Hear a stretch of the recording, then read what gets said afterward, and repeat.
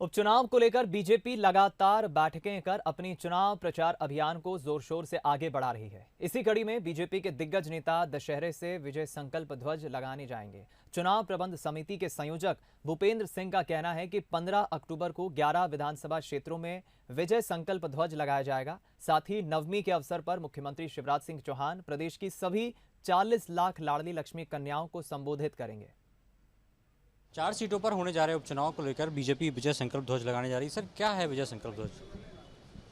देखिए, विजयदशमी के अवसर पर हम लोग विजय का संकल्प लेंगे और भारतीय जनता पार्टी का जो हमारा ध्वज है वो ध्वज लगाएंगे। विजयदशमी के अवसर पर ध्वज लगाने की परंपरा हमारी संस्कृति में है, तो परंपरा अनुसार भी लोग जो भगवा ध्वज है वो लगाते हैं।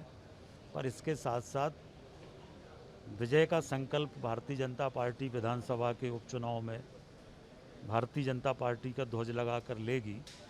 ये मुख्य रूप से हमारा विजयदशमी के दिन विजय संकल्प ध्वज का कार्यक्रम है। कौन कौन नेता शामिल होंगे? अभी भी आपका कन्या पूजन का कार्यक्रम चल रहा है। जो लोगों की सहमति आई है इसमें माननीय मुख्यमंत्री जी हैं, माननीय अध्यक्ष जी हैं, माननीय कैलाश जी हैं, माननीय प्रहलाद पटेल जी हैं, हमारे केंद्रीय मंत्री वीरेंद्र कुमार जी हैं, फग्गन सिंह जी हैं केंद्रीय मंत्री, अनुसूचित मोर्चा के राष्ट्रीय अध्यक्ष लाल सिंह जी हैं, मैं स्वयं हूँ। इस तरह से बाकी नाम आज रात तक और तय हो जाएंगे। दिल्ली बातचीत चल रही है, तो ये कार्यक्रम होगा और विजय संकल्प ध्वज भी लगाएंगे और कन्या पूजन भी करेंगे। कांग्रेस का आरोप है कि नवरात्रि है, कहीं ना कहीं भावनात्मक रूप से पब्लिक को भ्रमित करने के लिए बीजेपी कन्या पूजन कर रही है। देखिए, कन्या पूजन हमारी संस्कृति में नवरात्रि में और वैसे भी कन्या का पूजन 12 महीने हम लोग करते हैं और ये हमारी पारंपरिक परंपरा है। ये हमारे धर्म है, हमारा संस्कृति, हमारे संस्कार हैं और इसलिए ये कोई नया कार्यक्रम नहीं है। ये पूरे देश में हम नहीं भी करें तो भी लोग कन्या पूजन करते ही हैं। तो कांग्रेस क्यों नहीं कर रही कन्या पूजन?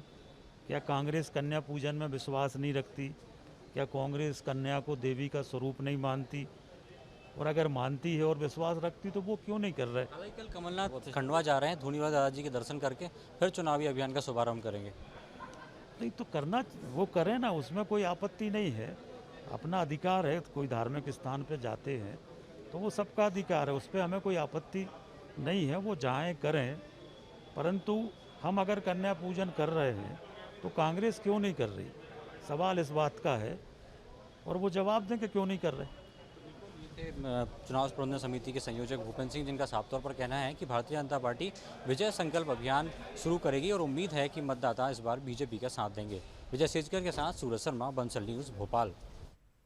खबर ग्वालियर से। ग्वालियर के एक ज्वेलरी शॉप से 20 लाख के गहनों की चोरी का मामला सामने आया है। ग्वालियर में ज्वेलरी शॉप पर काम करने वाले युवक ने ही इस चोरी की वारदात को अंजाम दिया। शॉप से चोरी करते भागने का एक फुटेज सामने आया है युवक का, जिसमें वो भागता हुआ नजर आ रहा है। चोरी की वारदात को अंजाम देने के बाद फुटेज आपको दिखाते हैं। ये फुटेज ग्वालियर के कोतवाली थाना क्षेत्र के सराफा बाजार का है। ज्वेलरी शॉप से चोरी की वारदात को अंजाम देने के बाद, गहने चोरी करने के बाद लाल शर्ट में नजर आ रहा युवक सीढ़ियों से नीचे उतरता है और बड़ी ही चालाकी से बाहर निकल जाता है।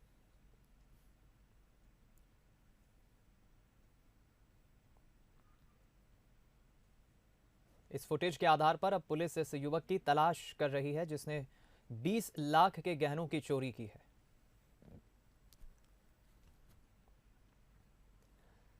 मुंबई क्रूज ड्रग्स केस मामले में आर्यन खान की जमानत याचिका पर सुनवाई टल गई है, जिसके बाद आर्यन खान को कम से कम 2 दिन और जेल में रहना पड़ेगा। एनसीबी ने जवाब दाखिल करने के लिए समय मांगा है, जिसके बाद अब 13 अक्टूबर को जमानत याचिका पर सुनवाई होगी। आर्यन अपनी अगली सुनवाई तक आर्थर रोड जेल में ही रहेंगे।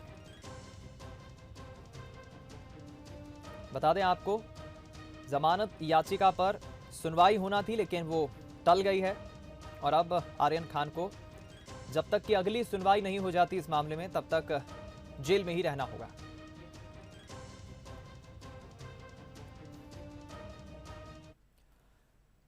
चलिए बात करते हैं बिग बी की। शहंशाह @79। बॉलीवुड के महानायक अमिताभ बच्चन ने अपने जन्मदिन पर एक बड़ा फैसला किया है। उन्होंने पान मसाले के ब्रांड के साथ कॉन्ट्रैक्ट तोड़ दिया है। उन्होंने अपने ऑफिशियल ब्लॉग पर पोस्ट शेयर करते हुए इस बात की जानकारी दी।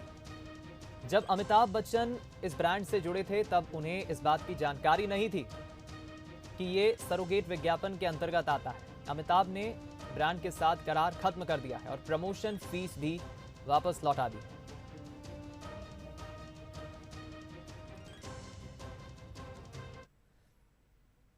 इंदौर में women's press club Madhya Pradesh द्वारा मीडिया फैशन शो 2021 का आयोजन हुआ, जिसमें मध्य प्रदेश के कई जिलों से आए पत्रकारों ने अपने फैशन के हुनर को रैंप पर कैटवॉक कर दिखाया। इस कार्यक्रम में बतौर विशेष अतिथि मंत्री कमल पटेल शामिल हुए, जिन्होंने महिला पत्रकारों के सम्मान में क्लब की अध्यक्ष शीतल राय और सचिव ऋतु साहू के साथ रैंप पर कैटवॉक किया। इस फैशन शो को लेकर मंत्री कमल पटेल ने कहा कि मुझे इस कार्यक्रम में शामिल होकर काफी खुशी हुई। मैं चाहता हूं कि देश की संस्कृति को मध्य प्रदेश आगे बढ़ाए।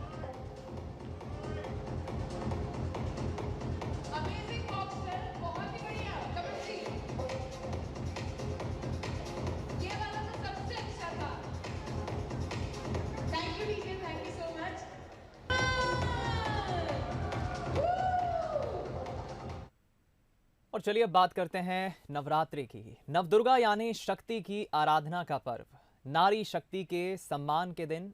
तो चलिए नवदुर्गा के अवसर पर बंसल न्यूज आपके लिए लाया है ऐसी नारियों की कहानी जिन्होंने अपनी मेहनत और लगन से साबित किया है कि नारी नारायणी भी हो सकती है। इसी कड़ी में आज देखिए क्षमा कुलश्रेष्ठ की कहानी। जब उसने देखा उसकी भावनाओं को चुपचाप दम तोड़ते हुए, तब बन गई वो शब्द। जब उसने देखा उसकी हंसी को बेरंग होते हुए, तब बन गई वो रंग। जब उसने देखा अपने कदमों को किसी मोड़ पर थकते हुए, तब बन गई वो पंख।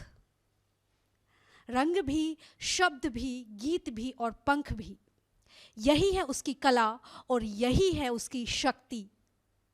आज हम आपको मिलवाने वाले हैं क्षमा कुलश्रेष्ठ से। जितनी खूबसूरत उनकी ये कविता है, उतनी ही खूबसूरती से वो अपने जीवन के कैनवास पे रंग भर रही हैं। वो सबसे छुप के अपनी कला को मुकाम दे रही थी। धीरे धीरे अपने सपनों को कैनवास पर उतार रही थी, सपनों में रंग भर रही थी। लेकिन अचानक जीवन में एक ऐसा तूफान आया जिसने उसकी जिंदगी को बेरंग कर दिया। ये कहानी भोपाल की क्षमा कुलश्रेष्ठ की है। क्षमा बालकनी से गिरी, हादसे में रीढ़ की हड्डी टूट गई। डॉक्टरों ने भी जवाब दे दिया। हाथ पैर ने साथ देना बंद कर दिया। चलना तो दूर, करवट लेना भी मुमकिन नहीं था। लेकिन क्षमा ने हिम्मत नहीं हारी। बिस्तर पर ही जिंदगी में रंग भरने का जुनून जारी रहा। हर चुनौती का सामना करते हुए क्षमा ने अपने हुनर को नया आयाम दे दिया। एक कैनवास पर उन्होंने 1248 भगवान गणेश के चित्र उकेर दिए। खास बात ये थी कि एक चित्र दूसरे चित्र से बिल्कुल अलग था। इसके लिए उन्होंने कलर के 4215 शेड इस्तेमाल किए थे और क्षमा का ये हुनर लिम्का बुक ऑफ रिकॉर्ड में दर्ज हो गया। मेरी मम्मी मेरी अद्भुत शक्ति थी। उन्हीं के प्यार का, उन्हीं की मेहनत और सेवा का ये फल मिला कि मेडिकल साइंस के अगेंस्ट भी मैं चलने फिरने लगी। मुझे जो सेंसेशन लॉस्ट हुआ था वो वापस आ गया, जबकि किसी का भी सेंसेशन वापस नहीं आता। और फिर बाद में जब मैं चलने लगी तो सारे डॉक्टर्स भी सरप्राइज हुए थे, जिन्होंने कहा था कि ये लड़की कभी चल नहीं पाएगी। क्षमा की कहानी हौसले और संघर्ष से भरी है। जुनून की स्याही से जैसा जिंदगी को लिखा गया है, ये इतना आसान नहीं था। ये सब मुमकिन हुआ है क्षमा के जीवन जीने की चाह से। इसी चाह ने उन्हें कई सालों बाद पैरों पर खड़ा कर दिया। क्षमा के अब तक 70 से ज्यादा ऑपरेशन हो चुके हैं। आज भी उनके शरीर की कई हड्डियां जुड़ नहीं पाई हैं। शरीर भले ही कमजोर है, लेकिन लोग मानते हैं कि क्षमा का हौसला चट्टान की तरह मजबूत है। उसने एम्बुलेंस में बैठ के एग्ज़ाम दिया और उसने टॉप किया था। वाकई हम लोग उससे इतने इंस्पायर होते थे कि हेडेक भी होता है तो हम सोचते हैं कि हेडेक है, अभी ये काम नहीं करते, लेकिन वो इतनी बड़ी तकलीफ़ में भी उसने अपना साल नहीं वेस्ट होने दिया। कि जैसे इसने डॉक्टर अब्दुल कलाम के ऊपर पेंटिंग्स बनाई और एक पोएम लिखी थी। फिर जब वो भोपाल आए तो उन्हें याद रहा कि क्षमा से मिलना है। जब वो आए थे तो इसकी रीढ़ की हड्डी का ऑपरेशन हुआ था। तो उसने हिम्मत की और फिर हम लोग इसको लेके गए वहाँ। तो ये इतनी खुश हुई उनसे मिलके, वो तकलीफ़ अपनी सारी भूल गई और वो भी इससे मिलके बहुत खुश हुए। तो ये 2 चीज़ें बहुत ज़्यादा अच्छी थी। क्षमा कुलश्रेष्ठ का जीवन दुनिया की बाकी औरतों के लिए वो श्रेष्ठ मिसाल है जो जिंदगी जीने का जज्बा दिखाती हैं और संघर्ष का सामना करना सिखाती हैं और बताती हैं कि नारी की शक्ति हर मुश्किल पर भारी पड़ती है। खुद पूजा, खुद प्रार्थना, खुद ही शक्ति है। धरती, आकाश, हिमालय, नारी खुद ही सृष्टि है। कैमरामैन विजय सेजकर के साथ मैं प्रीता उपाध्याय, बंसल न्यूज भोपाल। चलिए इसी के साथ इस बुलेटिन में इतना ही। जाते जाते एक नजर डाल लेते हैं न्यूज ऑफ द आवर पर।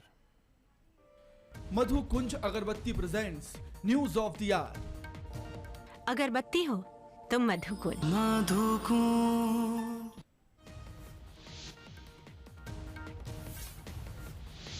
श्रीनगर में आतंकियों से मुठभेड़ में सेना के 5 जवान हुए शहीद। लखीमपुर हिंसा मामले में मध्य प्रदेश छत्तीसगढ़ में गांधी प्रतिमा के सामने कांग्रेस का प्रदर्शन। आर्यन को नहीं मिली जमानत, अब 13 अक्टूबर को होगी सुनवाई।